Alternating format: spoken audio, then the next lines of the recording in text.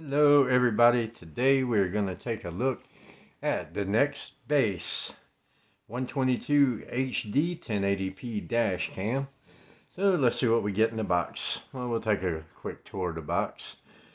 1080p 30 frames per second HD video, click and go pro mount, high resolution screen, nothing on that side. Over here, the package contents, you get the dash cam, the click and go pro mount, 12 and 24 volt power cable, USB cable, square window mount, power cable fitting tool, and a quick start guide.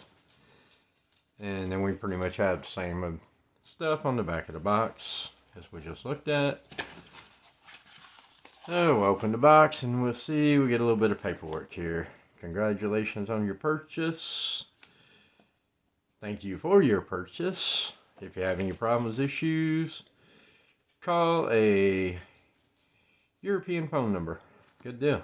Not even 800 number on there. Is there any? Oh, that's for, okay.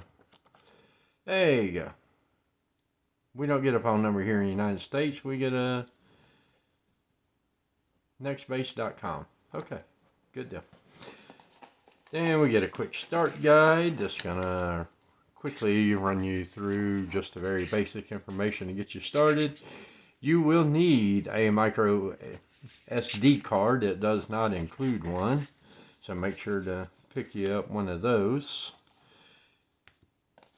And let's take a look at the camera itself. As you can see, I have not been into the package yet. Where is, I know there's some pesky tape somewhere. There it is. Okay, as you can see, the camera is not very big. And here's the back. We'll go ahead and show the screen. Pretty decent. I think it's supposed to be a 1.7 inch or 2.1 inch screen. And all your mode menu, power buttons, record, up, down buttons. We're going to take a more in-depth look at it when we get it in the car. Then we have our lens cover, 170 degree wide view, so that's good. The lens is a f2.0, that's good, let in more light. And let's see what we get in the box over here. Well, it's not in the box, it's just a little cover. Here we'll have our simple AC plug-in cord. Then we will get the, I guess this is what they were calling the Click Pro mount.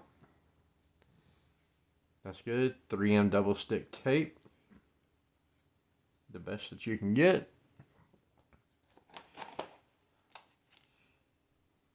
I think that's going to be some type of removal tool, is what that appears to be. And then we'll get a USB to micro USB cable. And we'll also get another mount with the 3M double stick tape in case you have more than one card to put it in. That's good. Okay guys, so that's going to cover unboxing and what you get with the Nextbase 122 HD dash cam. And now we'll just go out and get into the car, so y'all give me a few minutes. Alrighty everybody, we're in the car with the Nextbase dash cam. And like we showed you, they give you a really long length of cable here, and the reason they do that is rather than having wires dangling from the dash, which you can do that and then tuck them away if you want to, but ideally you're gonna tuck the wires through here, across your headliner, down your A pillar over there, and down around. And that's what we're going to do, and we'll show you guys how to do all that. It's very simple. Not every car is going to be the same. This is my little Jeep Patriot. Now, one thing to keep in mind when mounting your dash cam, sorry about the lighting and all that, guys. Anyway, is the camera lens sits off to the left. So if you put the camera in the center of the dash, the video is going to be shot from off to the left. So to center the camera, you're going to kind of want to be the actual camera mount to the right.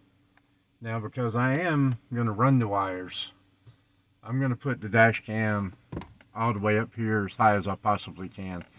This is kind of why I like the 3M tape, because it will never let go. But however, a suction cup mount would be better and easier. And another good thing of advice with this 3M tape, heat it up. And what I mean by heat it up is just rub your finger across it. It's going to create some hot friction there. I've already kind of got my place picked out that I'm going to put this. Okay, and then we're just going to remove our backing. Oh, yeah, and try not to drop it after you peel the backing off, because dirt and stuff will definitely mess up the tackiness. That is for sure. Now I am wanting to go extremely high and then push.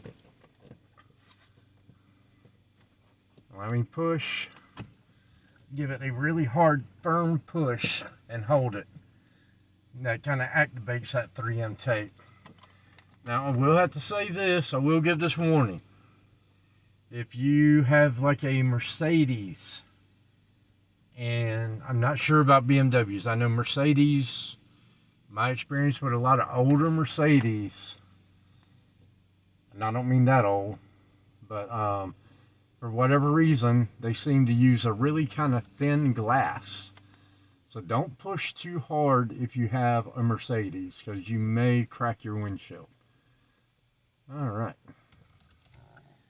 Now, get you guys off the tripod here.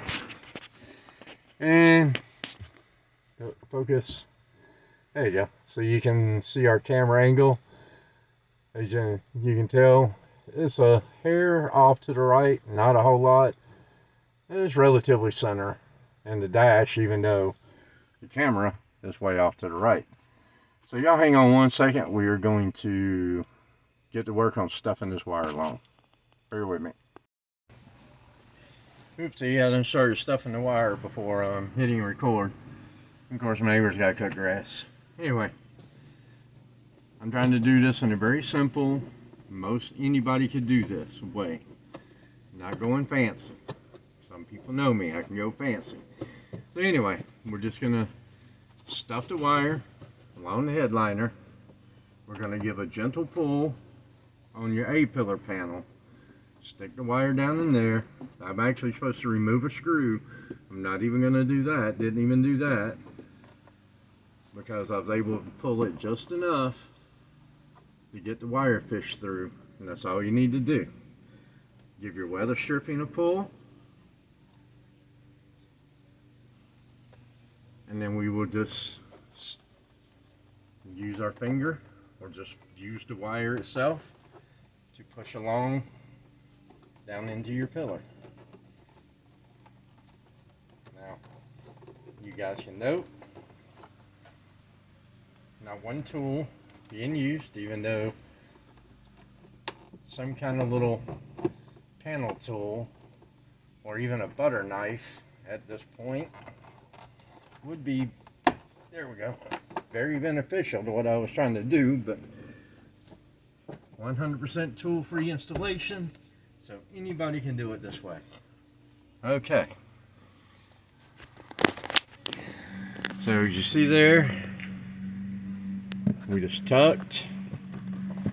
That little big knotty thing created just a little bit of a hump right here because of the way this car is made. We just tuck, and then you just put your weather stripping back in. And now we're down to here. Give me 1 second, I'm going to reposition the camera. I see we're washed out. Hang on. Alright, I guess we're good on camera position now. Anybody would tell you, it's not easy doing these videos. So, this is for weather strip. Stuff into the kick panel.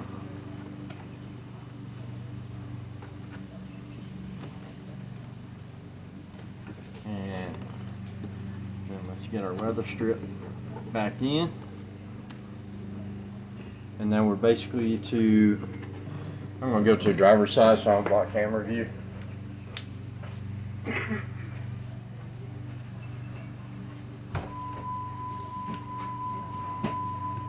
Alright, ding-a-ling-a-ling. And then we're just going to kind of have two choices at this point. And you can either, a lot of cars will have a beauty panel here. This one doesn't, underneath the dash. It will probably require you to remove 2 screws or a couple of push pins. No big deal. Or we can finish going down into the kick panel and go under the carpet through the footwell and kind of just come back in here. And that's what we're going to do. So we're just going to kind of take, at this point, plug in our cigarette lighter and then just give it a good best you can. Stuff behind the plastic panel, just like so. And then I'm just going to jump over here and take this excess wire and put it underneath the carpet. And that's how you install a dash cam without having wires hanging down everywhere. So, found this video helpful, give it a thumbs up. And we hope to see you guys in the next one. We out.